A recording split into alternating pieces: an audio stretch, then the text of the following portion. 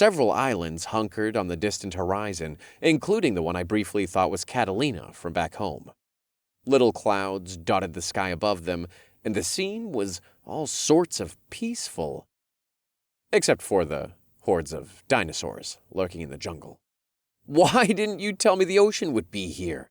I asked with a good-natured laugh. "Some surprises are useful," she replied with a feline twinkle in her eye. Damn. I don't care if this is a dinosaur hellscape. This world sure is beautiful. I could see for miles in every direction, except where the redwoods stood behind me. "That fucking figures," I said. "We live next to a damned volcano." A lone, shattered mountain hugged the coastline on the left side of the bay. The greens and browns of redwoods lapped at the base, but nothing grew on the mountain itself. It would probably fit right into the Sierra Nevadas back home, but it seemed all the more impressive because it stood alone next to the water. The entire top half appeared to have been blown outward like a giant volcano had exploded. White and gray smoke belched out of the top like an industrial-era factory, making me wonder if the inside was filled with lava. Gigantic black spires of shiny rock projected high above the lip of the volcano, almost looking like a clawed hand reaching out from the smog. "It is impressive," Sheila agreed. "Galmine said she arrived on the planet down there, on that tiny beach." She pointed near the ocean waves below the volcano, but it was difficult to look down because the water reflected the rays of the morning sun directly into my eyes. "Ugh, amazing," I said, looking away from the glare. "How did she, get up those cliffs?" The mountain was bad enough, but the thin beach on that side of the bay was guarded by high cliffs as far as I could see. "I do not ask her a lot of questions about her time alone. As I said about Trell, each of us carries the weight of that period of fear and handles it differently. I would be wary to climb those cliffs myself. I have been to the edge and it is too high for my—" She paused for a long moment. "climbing abilities." I thought of my own journey and instinctively looked to the crowded jungle on the right side of the bay. The sandy beach and rainforest where I struggled to stay alive was somewhere in front of me. As the pterosaur flies, I couldn't be too far from where I lost my Sharkman acquaintance. "Sorry, I can't help my curiosity," I replied. I guess I wouldn't want to talk about my trip through the jungle either. Except that you already saw how mine ended. "The past is done. We must go this way." She pointed to our right, along the spine of rock, but waited for me to go first. "Now that we're on somewhat level ground, are you okay if I run?" I asked. "I would do the same." She agreed. We jogged along the ocean side of the ridgeline so we could see the forest below. We traveled for probably half an hour at that speed, only stopping to ensure nothing was sneaking up on us from the forest side of the hill. I also had to stop a few extra times in between to catch my breath. Thankfully, the only hints of trouble we encountered were distant howls, though that sound never really went away. The smell of the ocean drifted on the air when the wind blew in the proper direction. The breeze took the edge off the increasing heat of the morning and my exertion from running. It reminded me of being near the beach back home, which made it easier to block out all the things that could kill me here, just for a little while. From time to time, we'd see giant pterodactyls gliding on the wind far out over the ocean. They really were magnificent creatures, especially when they weren't trying to eat us. As we departed from the view of the bay, we saw more trees and fewer of those soaring birds. Finally, we entered what I assumed was the same jungle I'd escaped yesterday. The spine of the ridgeline went downward into the familiar choke of vines and trees, and we stuck with it until I had to stop at a jumble of white flowering vines blocking our path. It was the perfect place to catch my breath while looking for a way through. "It is not much farther," Sheila advised, hardly breathing any faster than normal. She leaned on her spear, as she often did while talking to me. "How did you even find this place?" I asked. "I had to know what was around us.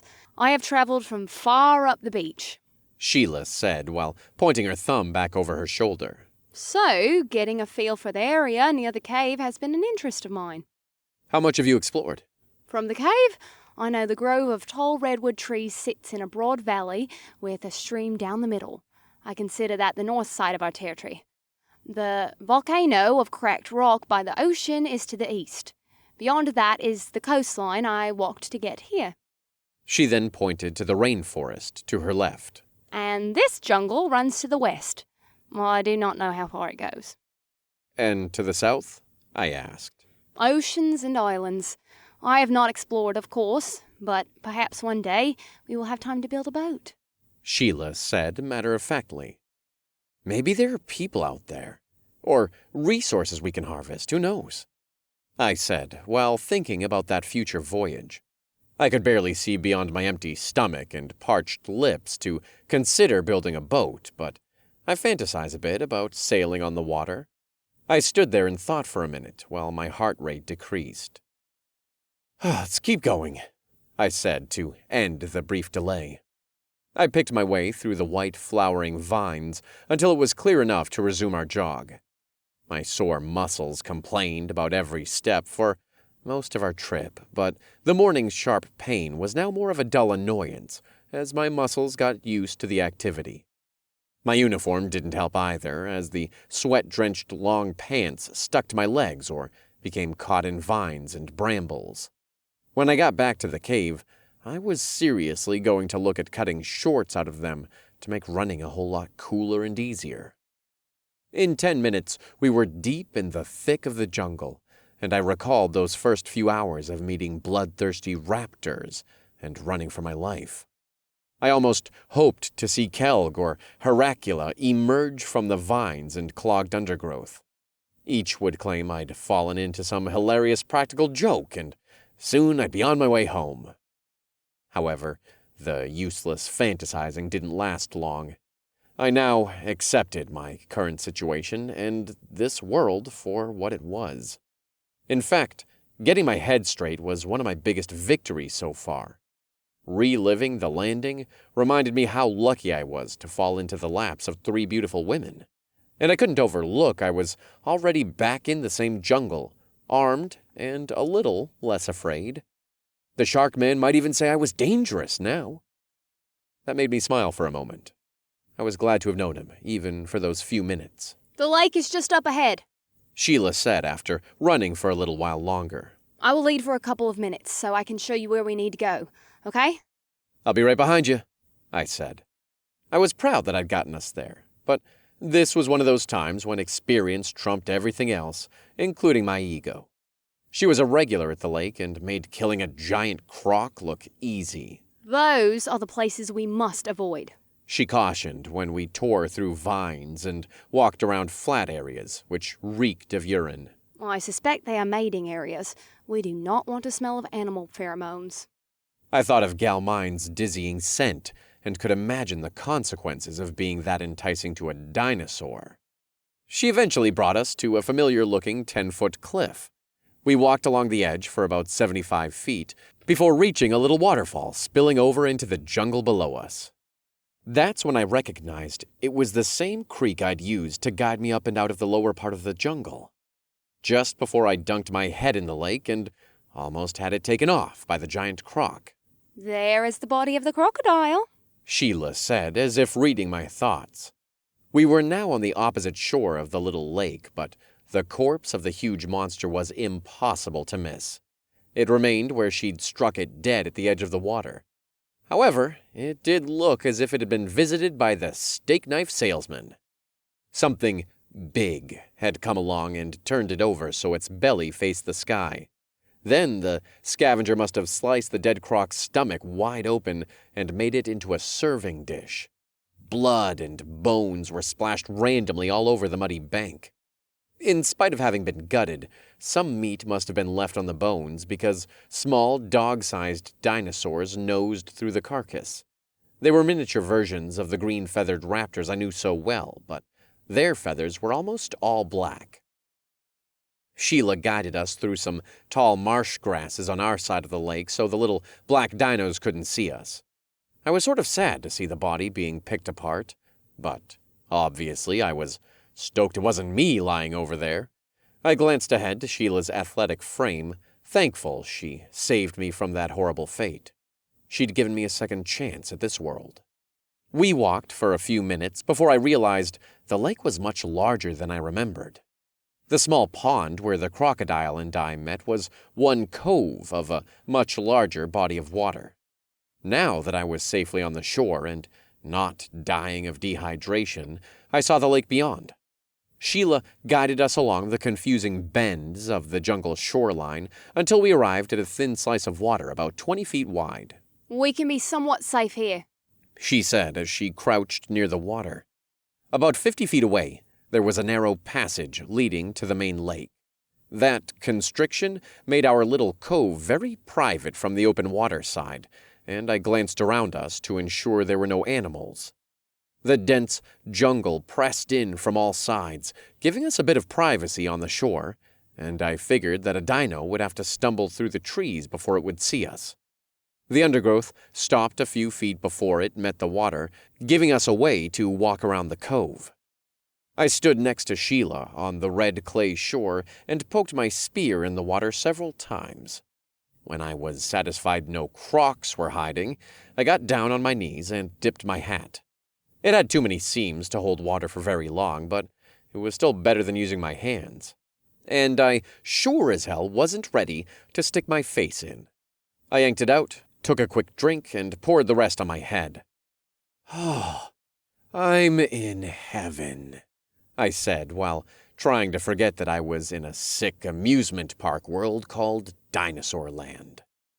However, I couldn't forget for long, because I had endless worries. Galmine was probably only on her second leaf, which wasn't her fault, but it put pressure on me to think of ways to speed her up. Getting to the lake took longer than I expected. I was already starting to worry about how we were going to get firewood and then dinner tonight. It was a good idea bringing the pot for more water, Sheila said, now kneeling at the water's edge next to me. "I appreciate that you went out and got it the first time today," I said. If I knew the lake was this far, I might have drunk Trell's portion before she could come out and insult me. I turned to gauge the Catwoman's response, but she seemed distracted for a moment. "May I borrow that?" she finally said, while looking at my sopping wet Outback hat. I passed it over, and she did the same thing I'd done. She dipped it in the water, took a drink, then poured the remainder over her head. "Ugh, refreshing," she declared, before passing the drippy hat back to me. While on her knees, she used both of her hands to brush back her wet and wild hair, looking every bit like she belonged at Lacey's pool party. I couldn't help but marvel at how attractive she was. "Trail was correct about something, you know," she said dryly. This should be hilarious," I said with a touch of anxiety. "She described you as easy to read, which you are. To her, that is a flaw. I, however, prefer strong males who see what they want and do what they must do to take it. And I see you looking at me, Victor." "Looking at you?" I asked with concern as I got my hat back on. I never expected an alien like Sheila to notice me, but all of a sudden I knew I was going to get the very Earth-like, "you aren't my type" speech. "You look at Galmine and Trail just the way you look at me.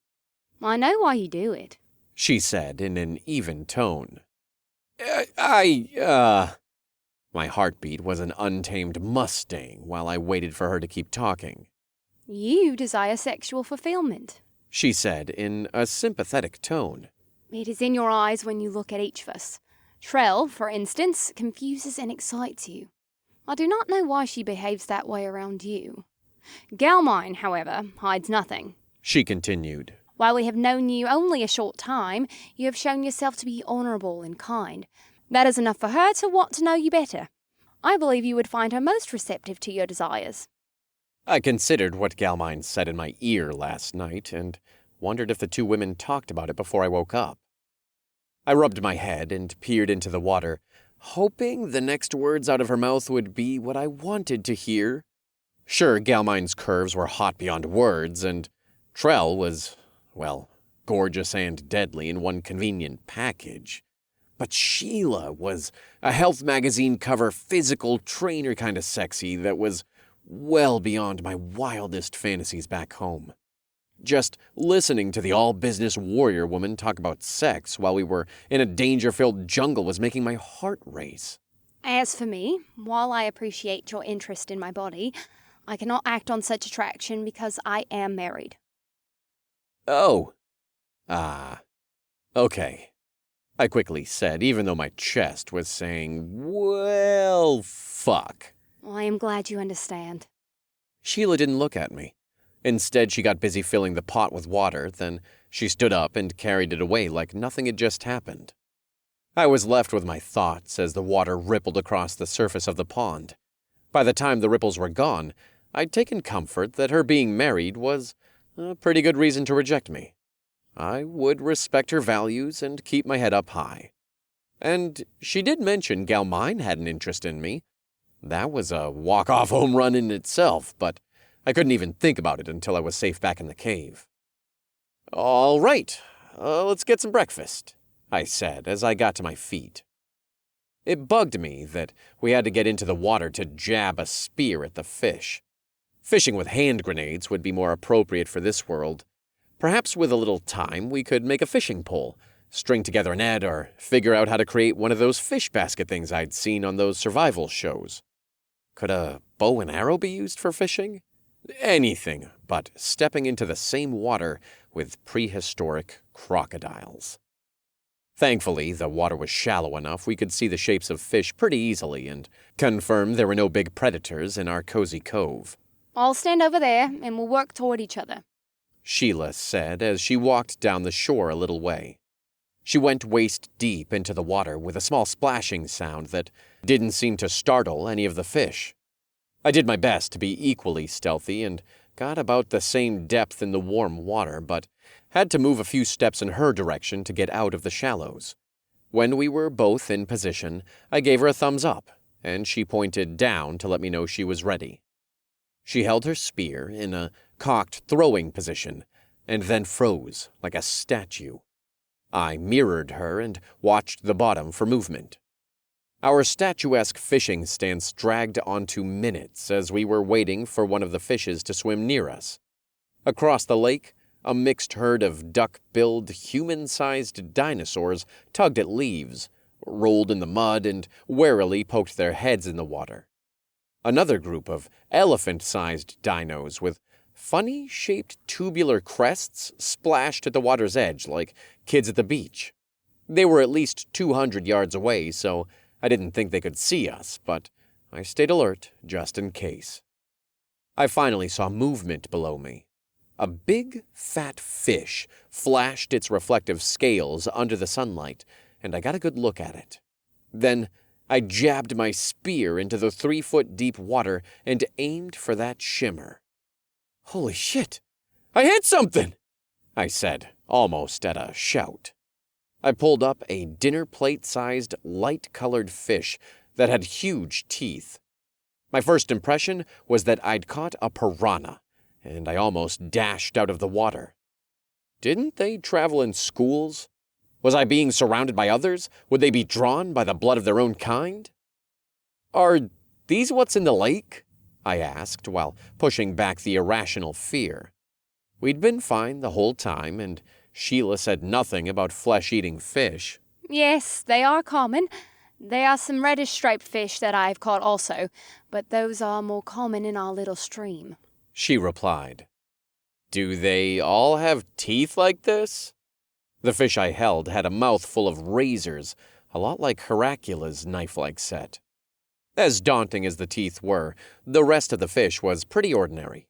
It reminded me of those decorative fish tank species that were as tall as they were long. This one was about a foot long and had some meat to it. Definitely not a catch and release. I had to get out of the water to set it down. I tore a big leaf off one of the nearby plants and used it as a drop cloth. The spear had gone in almost right smack in the middle, and the wound was now a bloody mess. Since I didn't have a knife or sharp rock handy to kill the fish, I used the spear again to end its suffering. First blood, I said to Sheila, repeating a phrase I'd heard many times in video games. As I walked back into the water, Sheila speared her own fish. It was one of the red kind and was about twice as long as mine, but a lot thinner. She came out of the water and put hers next to mine. I ignored her wet body while I set up for my next attempt. Fishing was serious business, and I wanted to prove my first catch wasn't a fluke. Second blood, She replied as she humanely dispatched it, perhaps not understanding my words. My beginner's luck ended after the first fish. I made several thrusts to hit the movements below me, but I missed each time. Sheila, on the other hand, landed 4 more of the white fish in the next half hour. I think we have enough to head back. We still have a lot of shit to work on. What do you think? I reassured myself I wasn't a sore loser. Sheila didn't even know I was trying to beat her. We had plenty of fish for this outing, and we had to get back. On our next trip, I would let her do the fishing while I did one of my other tasks. I am ready. Yes! She said in a hushed voice. I could tell she was stalking another fish, so I didn't push her. I'll get the clay, I replied. That would be the easiest assignment of the morning. The whole cove was nothing but red clay dirt and mud. I crouched by the pile of fish and tipped over the empty food pot. It was easy to see the pot came from this spot since the red dirt of the shore matched it exactly. I used my hands to scoop in some clay mud and pack it to the brim so it looked a lot like a flower pot filled with soil. Eventually, we could make a shitload of these pots to grow our own food, and another big problem would be solved. I was excited at having thought of one more tech advancement, but we were a long way from those technological developments. Deep down, I guess I hoped Trell was right, and help would soon be here. But I believed Sheila even more. We had to plan as if rescue was never coming. Sheila made a grunting sound as she speared another fish. I watched her lift the white shark-mouthed catch out of the water and marveled again at her beautiful, fuzzy body. Gee, you caught another, I said with playful sarcasm as she approached. I think it's safe to say you're the master fisherwoman in our tribe. Give me that fish, and I'll string all of them to this cord so we can carry 'em. I pulled the rope from my pocket and once again avoided looking at her soaking bikini bottom. She held her catch so I could pull it off her spear, and then I got busy winding the rope through the gills of all 6 of the dead fish. It wasn't very pretty and might attract bloodthirsty predators, but there was no other way. Can you grab some water? I said, while concentrating on my project. All I had to do was tie it off, and we were ready. A powerful dinosaur roar shook my bones and almost made me drop the fish rope. I vote we leave right this second, I urged as I fumbled with the finished cord. All the fish slid down the line so they sat at the bottom, and the looped rope was perfect to put my arm through so I could sling the fish over my shoulder. I felt as much as heard the next few roars. They weren't the friendly honks and horseplay of the dinosaurs across the lake. The bellows were throaty and commanding, like from a Tyrannosaurus Rex, at least as I knew it from television. There was more than one, but less than 100. Agreed, Sheila said in a hushed voice. We were faced with a new problem. We now had 2 pots to carry along with our spears and the fish. It was a classic loadout problem for me to solve, but it wasn't really that difficult even under pressure.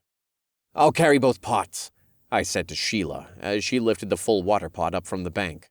So you can carry both spears. Where is your spear? She asked as she set the water pot on top of the one I'd filled with clay. What the? I scanned the shore and didn't see my weapon. I knew it was close because I'd just had it, but so were giant dinos. Leave it! We have to go, now! I tried to sound confident rather than panicky, but I was scared shitless. In 5 seconds, I had the water pot balanced on top of the other one, and then lifted them both from the ground. The stack seemed stable, and I nodded to Sheila. Then we jogged as fast as I could manage without spilling the water. We headed into the trees back toward our cave and away from the sound of the roaring dinosaurs. I tried my hardest to keep up, but the best I could manage for a long period was a fast walk. Sheila stayed within eyesight, but went ahead a bit to ensure there weren't predators lying in wait. I caught up with her while she looked at the jungle behind us with her spear raised in throwing position. "Oh shit, what do you see?" I whispered as I waited next to her. The jungle was so thick we couldn't see much farther than the distance of a good spear throw, so I expected a toss at any second. The roaring and commotion of giant footsteps kept getting louder. It was obvious that the massive creatures were getting closer, and my brain started pumping even more adrenaline through my muscles. I thought I saw movement. We must run. Despite everything, she kept her cool and spoke in her usual dry Aussie voice. "Just go," I said with a massive effort to be level-headed as well. "I won't lose you." She led us forward, and I almost managed to run. I was already in need of a short rest to catch my breath, but I ignored the pain. It pissed me off my physical conditioning was so lame. I really hoped my lack of fitness wasn't about to get me killed. The cracks and chaos of falling trees and breaking branches rumbled from the surrounding jungle. "Fuck! That was close!" I shouted, but then I realized we were trying to be stealthy, and I shut my mouth with a snap. Sheila was only a little ways ahead, and I did my best to keep up. While I fast-walked, a flock of tiny red birds got spooked out of the dense cover to my right. One of them turned and pecked at my fish for a few seconds, but then flew on. They were fleeing from something that had scared them. A moment later, I was passed by a large four-legged animal barking and yipping kind of like a dog. It sported woolly gray fur with big black dots all over.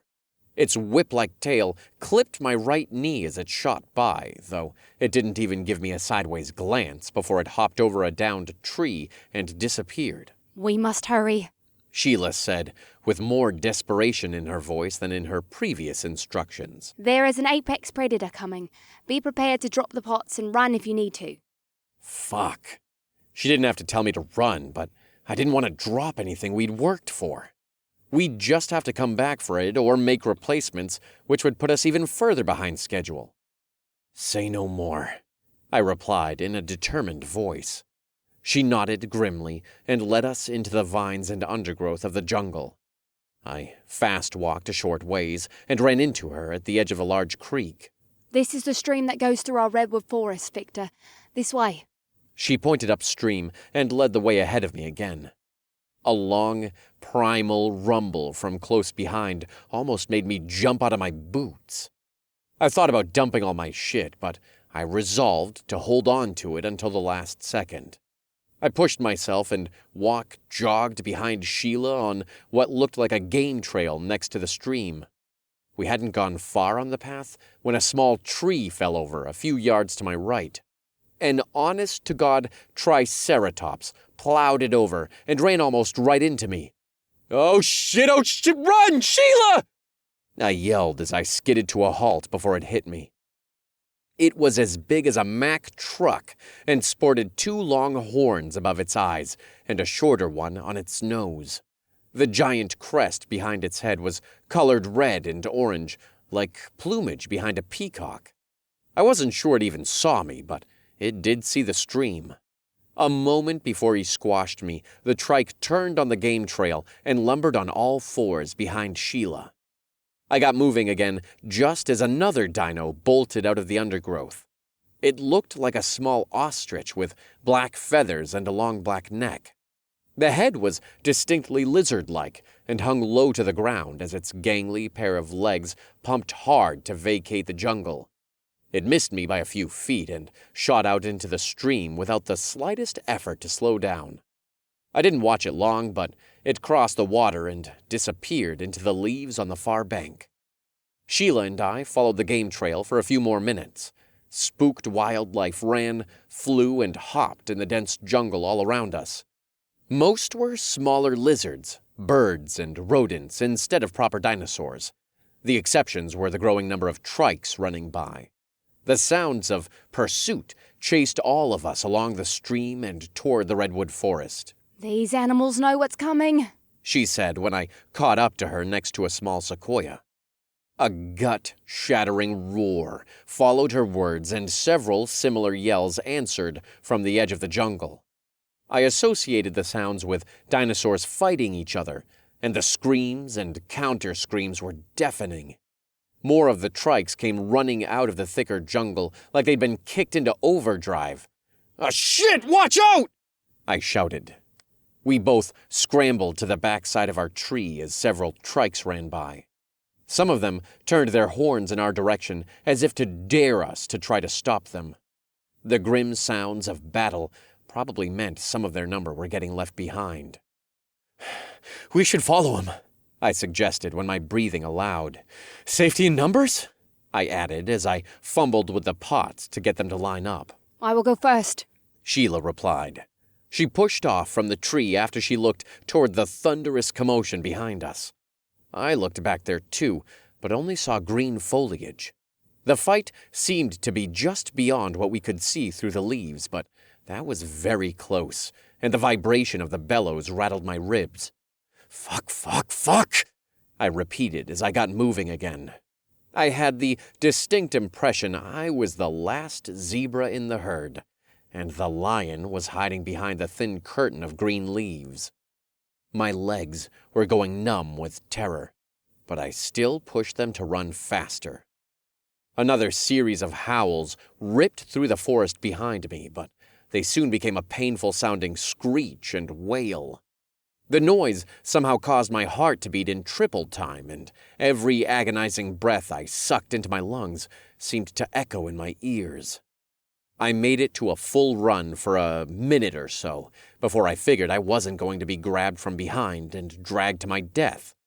My heart reached a limit too, so I had to slow back down. The water sloshed in the pot, but even at breakneck speeds, I was getting good at keeping it just below the rim. They are heading toward the cave, Sheila said with a little breathlessness. We will follow them. She gripped her spear and waved me where the trikes were going. I'll stay right behind you, I gasped, sounding like I'd crushed the world record for the 100-yard dash. My heart and lungs felt like they were trying to kill me. As we cleared the last bits of the jungle and entered the redwoods, I caught sight of about 8 or 9 of the trikes, including 2 that were about half the size of the others. Their lizard-like skin was gray with vertical black stripes, and they all had vibrant colors along the edge of their crests. Colors blurred in the sunlight as they swiveled their heads to watch us run behind them. They look ferocious, Sheila said at one point. Those horns would make formidable weapons. I used the calm to pop one of them in my IQ. Identification, dinosaur, Triceratops prorsus, male. I think these are vegetarian, I managed to say. The battle cries were not far enough behind us for my liking, but my heart was about to shoot its way out of my rib cage if I didn't rest for 60 seconds. After a short break, Sheila trotted ahead, and I followed close behind. In the open redwood forest, we could both see a good distance, so we didn't have to worry about what was ahead. Behind us, the commotion of the dinosaur brawl faded, which had me thanking the stars, gods, aliens, or whatever would listen. If these truck-sized dinosaurs were on the run from a predator, what hope did Sheila and I have with our little spears? We'd run and stopped several times as we crossed through the grove, and now I saw something I recognized. Are we back at the cave? I finally asked, barely able to talk. Sheila replied by nodding. Then she motioned ahead, and we crossed the last 100 yards through the redwoods. When she reached the pterodactyl's tree, she looked up as we had done before leaving. Dino Bird looked down at her with curiosity and gave a "don't bother me" squawk. We'd followed the herd of Triceratops through the forest, and by a lucky coincidence they now gathered on the hillside below our cave. They must have thought the danger had passed, because they were taking the time to chomp the bushes and small trees with the berries. I couldn't hear the predator anymore, so I figured that we were safe. I walked the final few yards up the ramp to the cave and looked down at what I'd brought. The pot of water survived pretty well, but I lost about a third of what I'd pulled from the lake. I did better with the clay soil because that couldn't slosh out. The fish had slammed against my uniform shirt the whole time, soaking my back with fish juices. I was going to smell awful for my efforts, but it was a great haul. There was enough fish for breakfast, lunch, and dinner. Even though my sore arms felt like I was carrying cinder blocks, I was proud I didn't have to drop it all and run. We escaped whatever had chased the trikes away from the lake, and I'd gained valuable knowledge of the world around us, while bringing home the bacon. "Didn't you say the morning was the safe time of the day?" I asked Sheila just before we entered the cave. Yes, She replied, with a deadpan expression. it is.